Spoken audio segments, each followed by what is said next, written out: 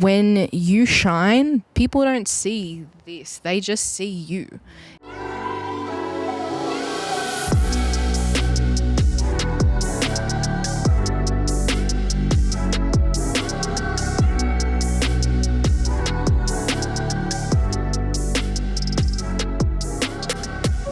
Good morning, afternoon, evening, wherever you are in this planet right now. My name is Amutha, and we are hosting together episode 19 of the Vibe Union podcast. Today is going to be a very interesting episode because it's one that's very personal to, I feel, all of us. And before we get into it, I'd like to acknowledge the Wurundjeri people of the Kulin Nation. I would like to acknowledge that sovereignty was never ceded and pay my respects to elders past, present, and emerging. At Vibe Union, we believe in inclusivity, in community, and in learning from one another. And in order to do that, we really need to make space for people to feel safe to express themselves. And I definitely feel like that, not only with you girls, but Vibe Union as a whole. So we are really embodying those ideologies, and I think that's what we're going to discuss a little bit today, amongst other things. So to my left is Kelsey Jean, and that's my right. Your left. Your left. There we go. That's what I meant. And to my left is Mikado. Howdy. How you going? So I guess maybe let's just jump right into it because we've got a lot to talk about. Absolutely. I'll start off with my personal experience with this, and then we'll kind of branch off from there and see where we go organically. So recently I was approached at a venue after I played by a photographer. We had a lovely conversation, and he offered to take photos. So, after a bit of a back and forth and also seeing his Instagram, I noticed a lot of nudity, and it was mainly female nudity. But I didn't disagree with anything I was seeing. I didn't feel like the images were hypersexualized, and I felt like they were all done quite tastefully, and they felt organic and natural. I didn't feel kind of greasy looking at these photos. And then he did bring up, are you comfortable with nudity? And in that moment, I felt like I was ready to kind of take a step into that side of myself. Very unexplored, very frowned upon within my culture and just being females in society in this day and age. But, I think it was like a necessary part of me that I needed to liberate personally. And if that had any bleed over effect into like something bigger than me, so be it. But that wasn't my main intention or focus. It was really just a personal journey. So, I went over there and it was such a beautiful experience to be involved in. And, I felt that the photos that were taken were very authentic and they felt very natural and organic.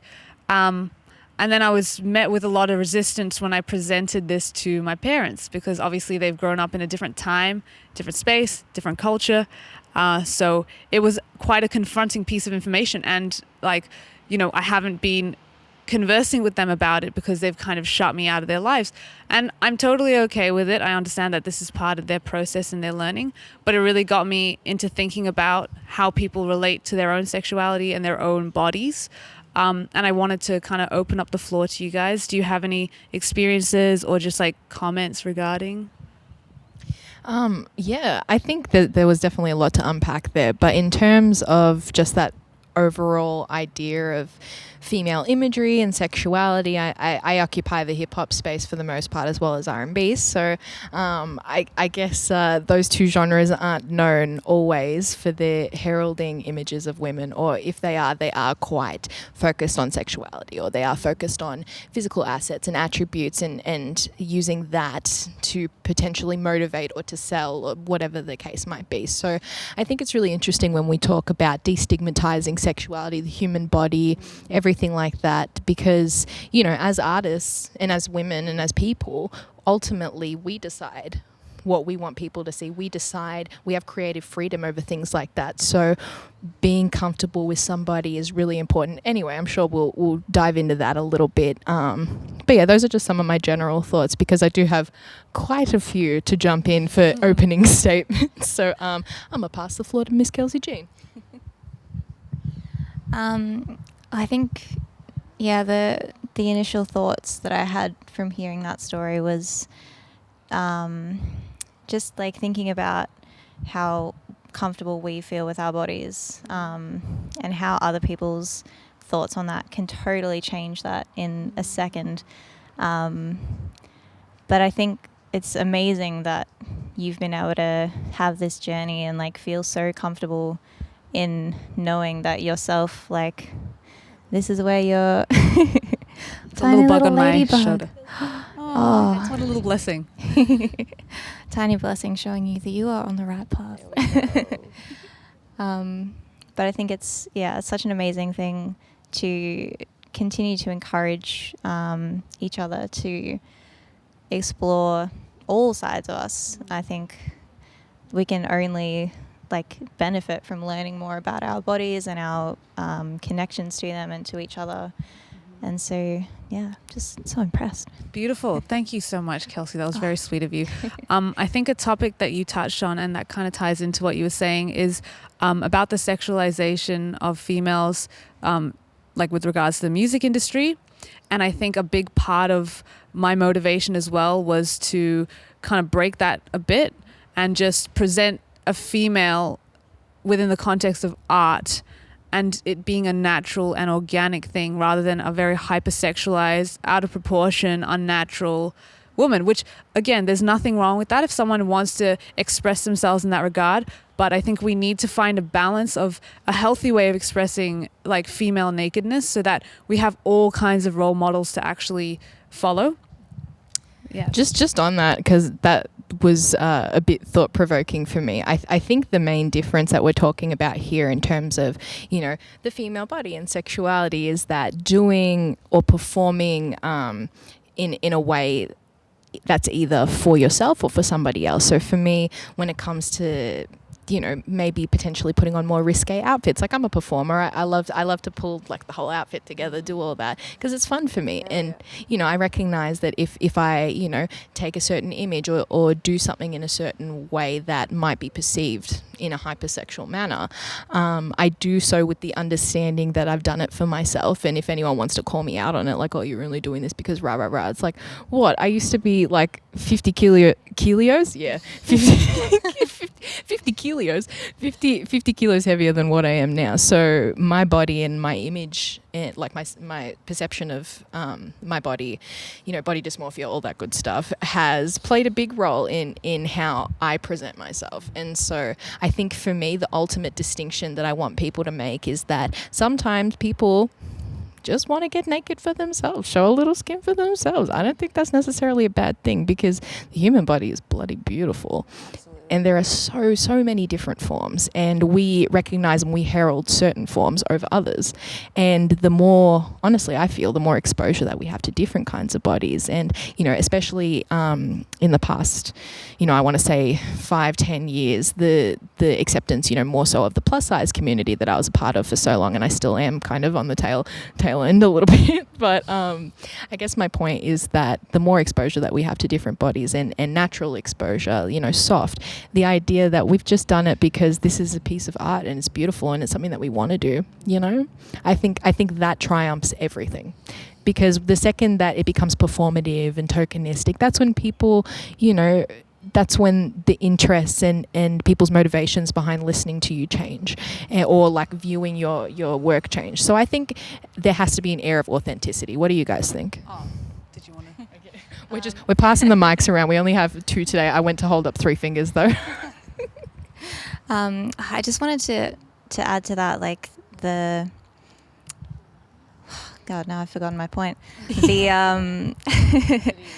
Yeah, I think the idea of having exposure to all sorts of different body types and shapes and everything, like the end result of that being that we don't have to worry so much about what we're looking like, how we're coming across, which can just make so much room for us to be our true selves. And like, we've just got so much more room to grow then, and there's going to be so much more that we can do with that time, that we're not thinking about how we're being perceived or anything like that. I'm really excited for that time to happen. And it's coming. we're all a part of it. Like, we're doing that right now, and it's very exciting. Well, I mean, look at the three of us. Look how different. I wouldn't say how different, but we're all distinctly unique in our style and in our appearance. But it's through those distinctions. It's through those unique, indefinable qualities that make us who we are. And I know, this isn't shit that anyone. It's not like brain blast for anybody, but I don't know. Personally, I'm very passionate about diversification in representation. Not to lay rhymes on people, but that's what it is, because it's through different types of exposure and representation that exactly what Kelsey was saying. People feel less inclined that they have to look a certain way, feel a certain way, fit a certain mold. Because it's impossible for everyone to have the same body type genetically, physically. Like, it's literally impossible, and yet we're all striving for like a spectrum of beauty within. And if you dare touch out of that spectrum, could be fucking disastrous. It's taboo. It's like, oh, why is she showing this? Why is she showing that? And I mean, going back to potentially Amutha's story, because I want to handball back to her, that inherent shame you almost feel for like displaying what you've got, because it's like, no, this is mine. I grew this. I did this. Why do I have to hide it? What? Because I don't look kind of like the other people? Nah, I think that's bullshit personally. But take this mic away from me. So I'm going to start with something quite interesting. I've recently written a song, and the first couple of lines go, "Liberation of my body, I set myself free of these beauty standards, bye." And that's exactly what it is. It's just like understanding within myself that I was holding a small part of myself back because I wasn't fully appreciating this divine vessel that I have been blessed with, because I'm holding my mind to something external and saying, that's what beauty is, and this is what I am. And liberation of the body is that is exactly what it felt like. There's so much power behind those words. I'm like, I need to spit them out now. But like, I think, that's kind of tied together. What we're all talking about is like this real sense of like finding your own liberation of your own body and appreciating your body for what it is. I'm going to steal this back. You just made me think of something really interesting, because that made me feel like, they're not mutually exclusive. The concept of beauty and where you fit within that, they are 100% the same concept. And once you figure that out, I think is when you do liberate yourself from those standards, and you're like, oh, okay, I'm perfectly fine doing me, repping me 100%, and people enjoy that because, we understand and we recognize that it is a real gift to be authentic and unique in this world, because, there are a lot of people in it, and a lot of people just want to go along and have people like them, and everyone wants to be liked and enjoyed, but to be able to have that, and whilst not having to sacrifice any part of yourself, I think that's a really beautiful thing. And excuse me. Had to go up. But yeah, they're definitely not mutually exclusive. So I like that idea of freeing yourself. And I mean, that looks different for everybody. For me, freeing myself of certain beauty standards didn't come at all when I lost weight. In fact, I think I took more risks when I was bigger because, I wanted to stand out. I wanted to be like, okay, this is a physical like obstacle for people. I'm not traditionally beautiful. So in my head, I was like, okay, well, if I'm not going to be traditionally beautiful, I might as well just take it and fucking run with it. Like that's what we got to do, right? Because, no one's going to do Mikado like I do Mikado. No one's going to do Amutha like you do Amutha. No one's going to do Kelsey like you do Kelsey. So that's the whole point here. Anyway, someone take this away from me. Someone talk.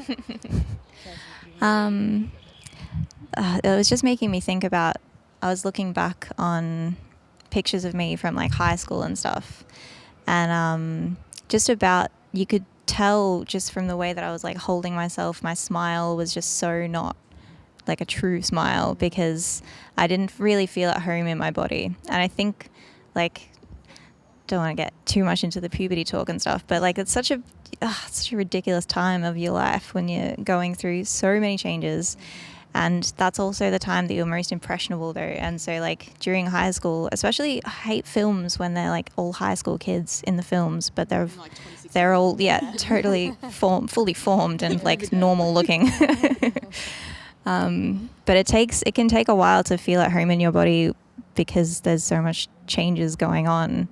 So I think it's an important thing to recognize. When you do start to feel at home in your body, everything else becomes so much easier. And not that I think you need to wait until puberty has finished to sort of feel at home, but like I think that kind of needs to be more talked about when you are at that age, starting to sort of get like those lessons in a little bit earlier, so you know what's going on a little bit more. I just got to say, such an amazing point. Normalizing things that we're being told or not being told about. I think that's really important for all of us to. I just recognize within myself, like, and I was telling Kelsey before as well, waking up sometimes and feeling like, okay, something's come to visit me, and just not wanting to get out of bed because I just don't want it to be the truth.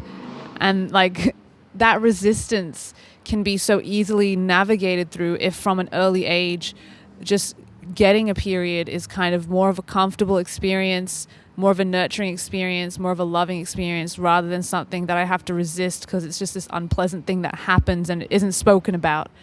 Any thoughts on that? Yeah, 100%. And I think that kind of comes back to what I was saying before about shame and like, I lost my train of thought for a hot second. I apologize.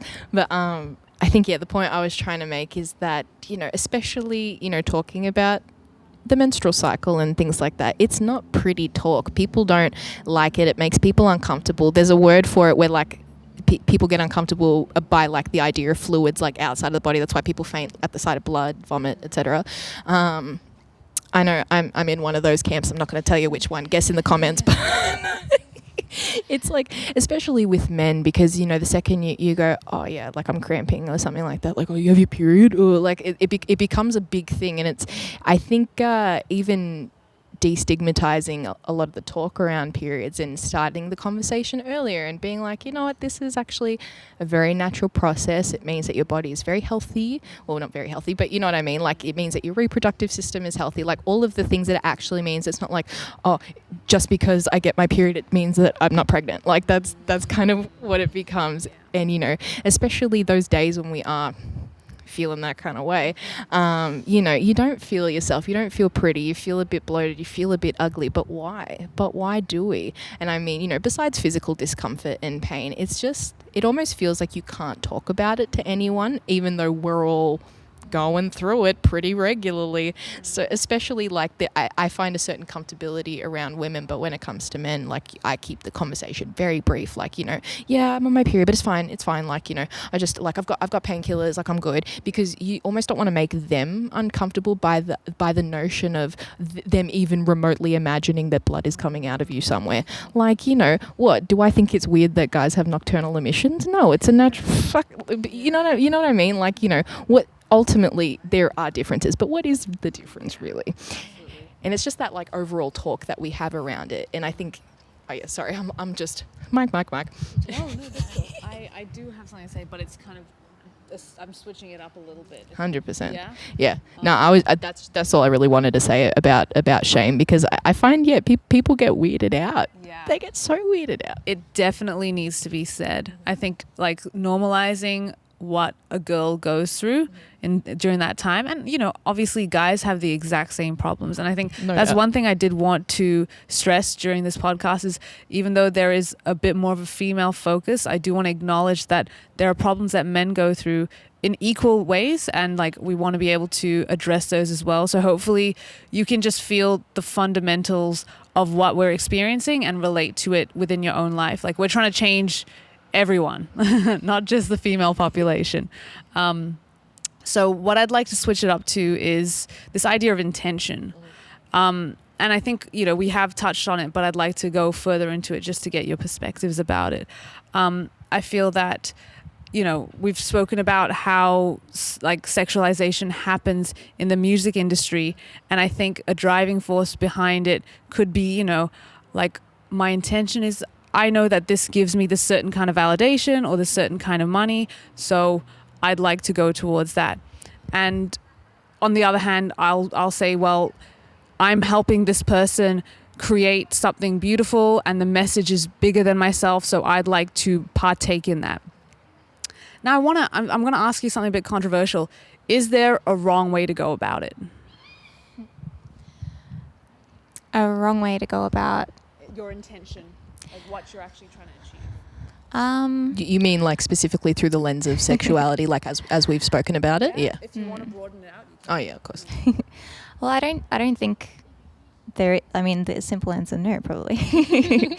But I guess it depends what the intention is, because like you were saying, people sometimes go into it with the intention to make money or to send a message, whatever that message might be. Like an interesting one, like thinking about the Wet Ass Pussy song, like WAP. The reaction to that just like really struck a chord with a lot of people, I think, because it was kind of hard to understand why everyone was so mad about it, like so mad.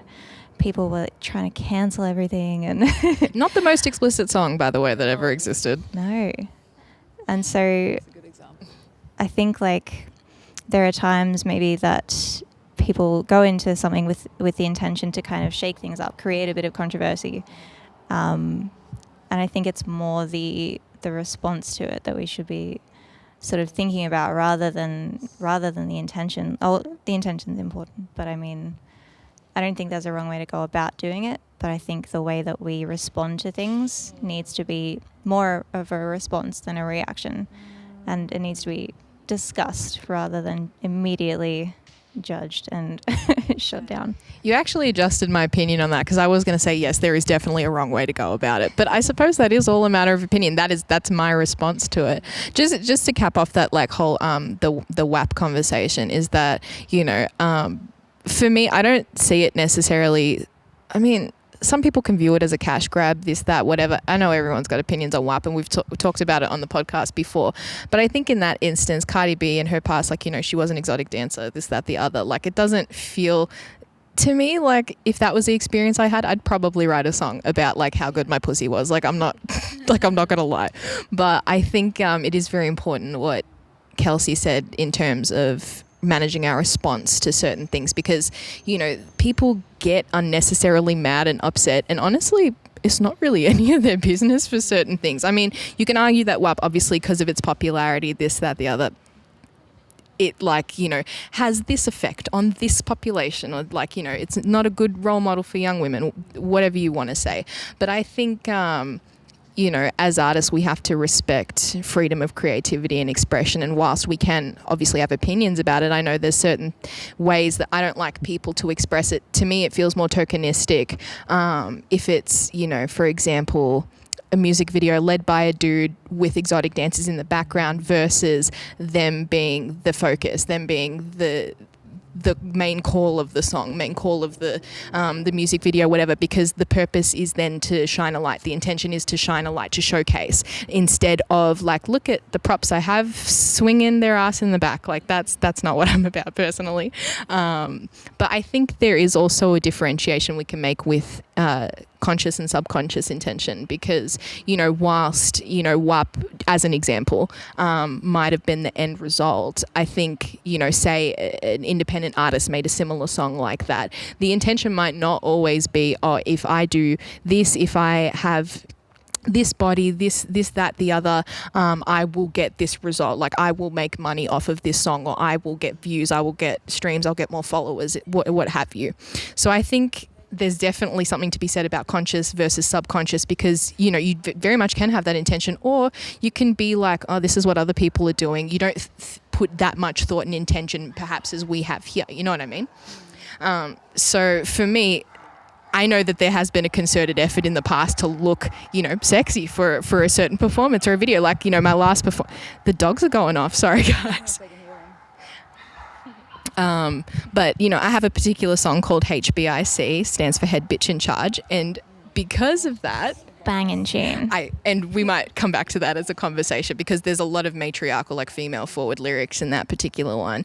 But the whole idea is being a conqueror, being a champion, and, you know, looking like victory. And for me, that looks like wearing a little bit of leather. It's wearing black. It's getting my stank on, and you know that power and victory looks different for people. And for me, because I felt like I had to cover my body, hide my body for so long, when I look sexy, when I know I'm like, yes, I can put my tick of approval on this outfit because of all of the casualties in the building, because it killed, obviously, that's when I go, okay, I'm in my power, I'm feeling good. And then because of that, people can see that it's not a tokenistic expression of sexuality, and that's my intention. And you know, I think that comes across, but for some people it is kind of hard to tell, because especially when I'm on Instagram looking at like new artists, seeing like what's fresh, what's popping, I try to see like what they're doing, because there are some women I'm like, I almost knee-jerk feel threatened by, and I don't know why. And I think it's because, oh, it's the one thing they've got that I don't have is their looks, blah blah blah, and like, which is bullshit, it's not true. But I'm digressing now. But I think my whole point was that sometimes when there's a lack of authenticity or a lack of genuine nature, it can be difficult to discern what people's intentions are. So ask. God. Anyway, pass the mic on. I don't know if anyone has any thoughts on that. I did, and it's just slipped my mind.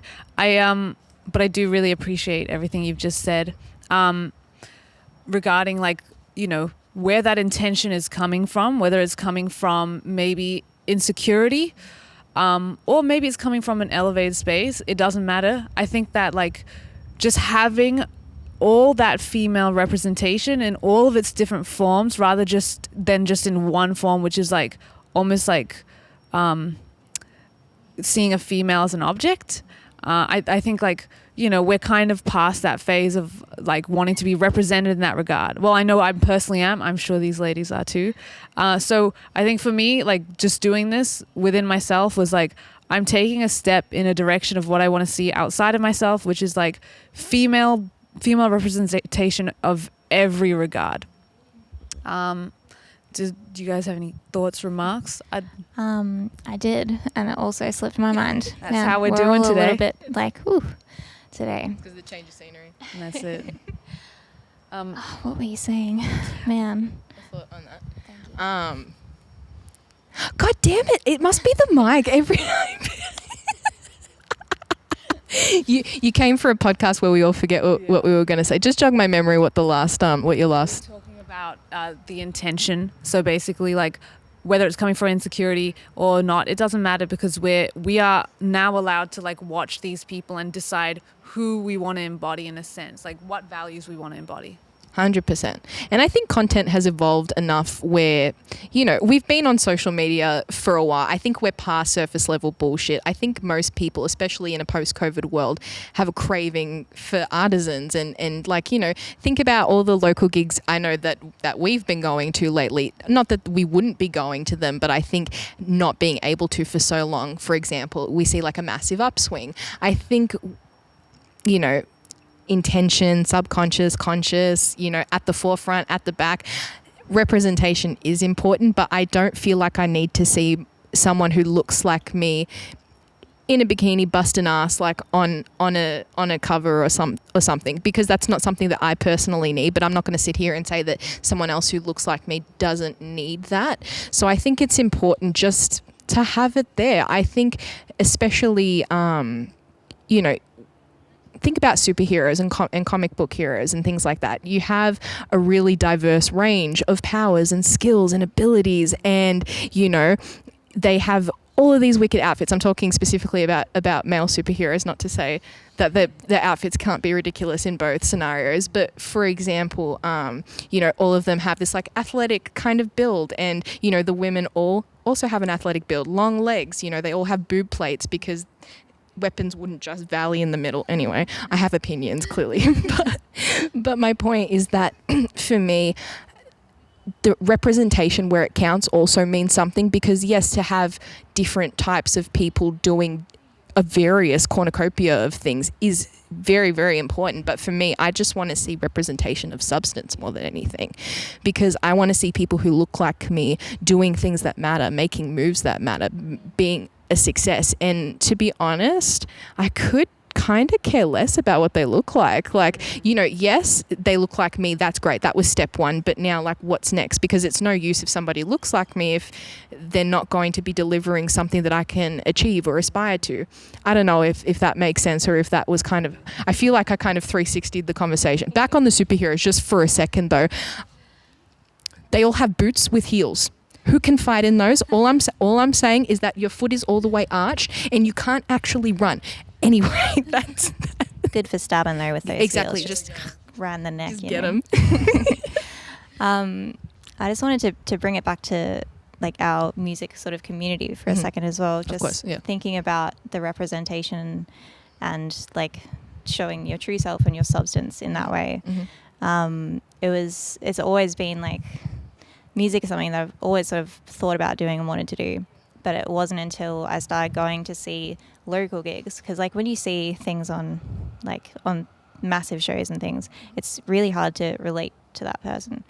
But on a smaller stage, when you're like in a really intimate setting, and around really supportive people as well, like you see yourself up there. I saw you at Baruso the first time and I was like, oh my God, I want to be up there. That looks amazing.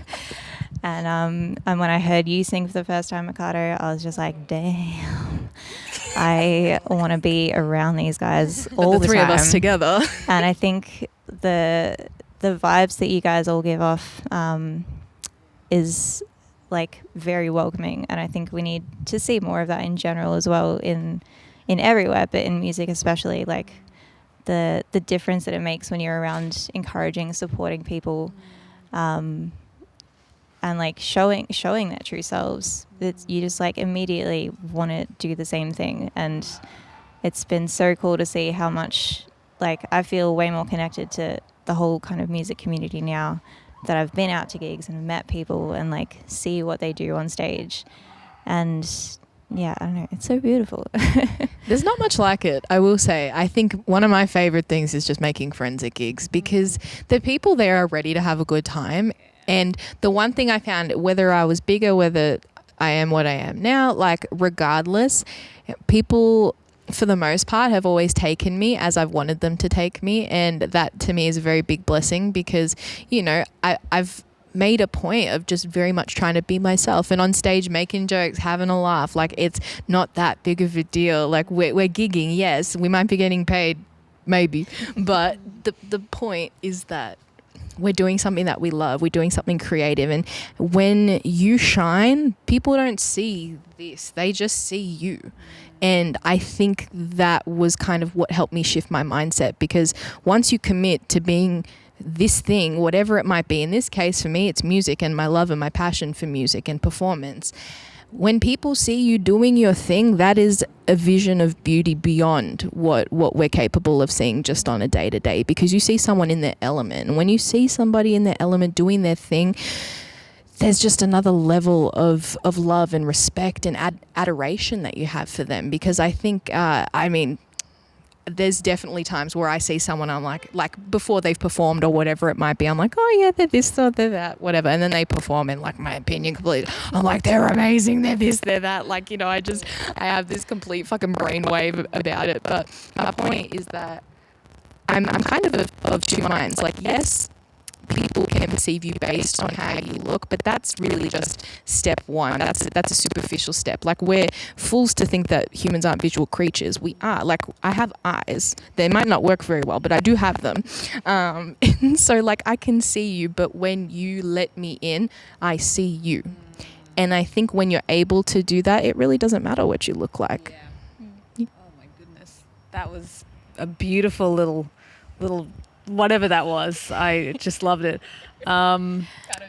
Yeah, I what I was really feeling when you were speaking was like a real sense of integrity and connection to self that you were embodying, but also you were just echoing those sentiments in your words. Like, I think the most important part for you at home, if you need to hear this, is that that representation that you're looking at outside of yourself really should align with how you feel on the inside and the relationship you have with yourself, and the connection that you have to yourself. So like, it's always good to like use what you're drawn towards on the outside as an indicator to how you feel about yourself on the inside. And if the two align and if it feels good, yeah, keep embodying it, keep having fun, keep enjoying. But if you feel like what's outside of you is creating tension or making you feel not so good about yourself, I think it's time to kind of go inward and reevaluate yourself and what your values are. So I did want to really quickly touch on HBIC before we wrap it up. I would love to get like a little bit of a breakdown if you yeah. Absolutely. Is that okay, Kelsey? Please are you giving me permission to do this? Let's do it. I'm trying to pick some of my favorite lyrics from HBIC, because for me that was like one of the first songs I wrote, because I've had a few different iterations of HBIC. This one is the third and the final, hopefully, and each verse kind of embodies a different part of my life, because I didn't write it all consecutively and I rewrote parts. But essentially, head bitch in charge is the idea that people can sometimes think less of you because of how you're perceived visually, how you come across, how those visual perceptions plus your behavior can confuse the shit out of people, because it's like, what is she up to, what's she about? Anyway, that's being vague as hell, but my point is more so that in HBIC, that was my reclamation of power. And the whole reason I was drawn to hip-hop in the first place was because I felt like I could say the words that I couldn't say in my real life, because me and Conflict, we're not like this, just quietly. So for the most part, I wrote that song to be like, okay, what would I want someone to hear? What did I need to hear? And I'm just gonna go through the first verse. Oh yeah. So the first one is a little bit like of that typical showmanship, like, look at me, I'm great, blah blah blah. But then it kind of digresses into that second verse, which really explains the lyrical content of the song. And for the most part, it's hold on. Wow, this does not look good for me. I'm so because I'm trying to think of it chronologically. Anyway, oh yeah, my favorite line in the whole line is if you're hungry for pussy, I'm gonna let your ass starve. If I'm gonna be a bitch, I'll be the head bitch in charge. And that's the point, because if you're hungry for pussy, if you're hungry for visual sexual content, you might get it, but not in the way you expect and not in the way that you want, and that's your fault. That's not on me. And if you are going to call me a bitch, really it was a response to the word bitch, which I've already discussed on the podcast. But, if I'm going to be a bitch, I might as well be the head bitch in charge. Like, I might as well have that power. Like, if you're going to perceive me, like, because it's impossible to be liked by everybody, right? Like, so if you're going to perceive me in this way, whichever way you're choosing, that's fine. I might as well be happy with that and be like, I actually don't care. I'm fine. I'm good. And, especially in the last verse is probably my favorite. It's, it starts, I am a conqueror, a champion. I level up the venom when I sting like a scorpion. Quick in the hip. Wait, hold on. Fuck. Quick in the whip, thick in the hips. I've been told I'm a little big, notorious. So, and then I go on to say, yeah, I'm big, I'm thick, I'm fat. How else could I make you put a break in your back? Like, that's the whole thing. Like, yes, I am all of these things, but that doesn't affect my ability to do my job and to create art that people resonate with. So for me, HBIC is obviously a very female forward song. Not all of my lyrics are that overtly female forward for all the dude boys watching this. But HBIC is a very important song to me, and I will maybe do a little preview at the end or something like that, in case you want to have a bit of a listen and see what I'm talking about for yourself. Because even the last verse, it's kind of like meant to be a Karen demanding, like, can I speak to the manager? Like, very, very that, like, and the manager, she expects the manager to give her better verses, better bars, less booty, more content. That's kind of, and not, believe me, ladies, I love your booties. I love my booty. I love their booties. Believe me, you don't have to put it away. But all I'm saying is that I want both. I'm selfish. I want you to keep your booty out and drop me with lyrical madness. Is that so wrong? I feel like no. But I mean, well, actually, I'm curious. You've both heard HBIC. Just before we wrap it up, how does it make you feel? Because that might be better than me trying to explain it right now. Because I'm not at all. I actually really enjoyed that little tangent. I will say for myself personally, I feel the energy of that song is so empowering. Like at some points, like when you're performing, the words don't even matter, and it's just that intention, that energetic intention, and like the amount of fight, but good kind of fight that's going into it. That's what I feel, and it's like, yeah, I absolutely dig that song so much. It's such an absolute vibe. It goes off every time. It's so much fun singing along to the chorus, because like it's something that you like for people who don't have that kind of confidence, to sing along to that kind of tricks you into thinking you have that confidence, and you're suddenly like, yeah, fuck yeah, I'm the head bitch in charge. Which is like never something I would normally say about myself, but in this little moment I'm just like, yes, feels right. Yeah. But at the same time, like to see you doing it, I just want to like support you. I'm like, yes, you are the head bitch in charge. Absolutely. Yes, Mikado. Oh my god. Yeah, that's a huge element of it as well for me. Is just like feeling that energy and wanting to give that back to you, because this is your song. This is love it. Yeah. So before we depart from this beautiful outdoor area, I was gonna get your guys' final thoughts. How are we feeling? What have we learnt? I am feeling really good, really free. I think it can be a bit hard to start conversations like these, that there might be a few like uncomfortable topics in there, but like you always feel so good after talking about it, like because there are things clearly in your head that you are thinking or that you want to say maybe, but you never really have the space to do it. And having this space with you guys today has just been amazing. Feel so open and free and just ready to go out into the world. And what a blessing. I love that. I think much like Kelsey's intention there, I'm very much happy that we got to talk about this. I mean, obviously, we could talk and talk and talk on issues like these, and I think they're conversations that need to be had, hence the Vibe Union podcast. I think that's the whole point. But, the girls will attest to it. I came in with, my intention was a little bit whack, like my energy was off, and, getting to sit in the outdoors and to talk and to just be calm and present in the moment and speak about things that, can actually bother me, because, no one really realizes sometimes the amount of pre-prod in terms of the thought work and the backlog behind just one outfit choice for me sometimes, or just one, like, is it going to be perceived this way? Or if I upload this particular photo, is my family going to see it? Are they going to be pissed? Like, and obviously we're talking about our lived experiences, and like Amutha said, they're not going to apply to everyone in the same way, and that's perfectly fine. So if there's anything that we said today that you resonate with or don't like, I personally would really love to hear it and have a bit of a conversation with people about it, just because we understand that we're coming from a female perspective and not everyone necessarily experiences things in the same way, but you might have actually had very similar experiences to us, and if so, or if not, please let us know. I would love to hear it. So just to wrap things up, thank you for joining us for this conversation. It was something that was very important to all of us, and like to Vibe Union in general, because we are trying to create a space where everyone can communicate how they feel in a very authentic way.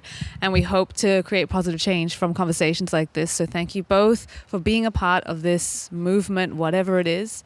I would like to say that if things that we spoke about resonated, and if you feel this idea of like acting out of integrity and understanding why you are influenced by things or why you gravitate towards things, it's always good and healthy to have a bit of introspection as to, why you feel the way you feel. If you're not feeling good about your body image, it's not a reflection of what you're seeing outside of yourself. It's a reflection of your own relationship with yourself. So Liberate that body, liberate that mind. We love you dearly. Thank you for joining us. Have a lovely rest of your time. Guess what, motherfucker? I'm the head bitch. Call me Dominique, cause I'm a control freak. You can call me officer because I'm always on the beat. Either way, you're getting cuffed and I'm the one who has a key. I wear it round my neck like it was Cartier bling.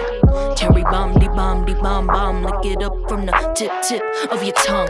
You don't know me yet, but I'll soon be number one. You'll be shooting for me like the pop of a gun. Bang, bang, click, click, cause I'm quick with a flash. Can't say I'm not slick, so you better act fast. You wanna be a king, but you treat your queen trash. Only give two shits about the size of her ass. You say you like it better when it's large. You get yourself sprung and your shit gets hard. You're hungry for pussy, I'm gonna let your ass starve. If I'm gonna be a bitch, I'll be the head bitch in charge. HBIC, I'm the head bitch in charge. HBIC, oh, I'm the head bitch in charge. HBIC, yeah, I'm the head bitch in charge. HBIC.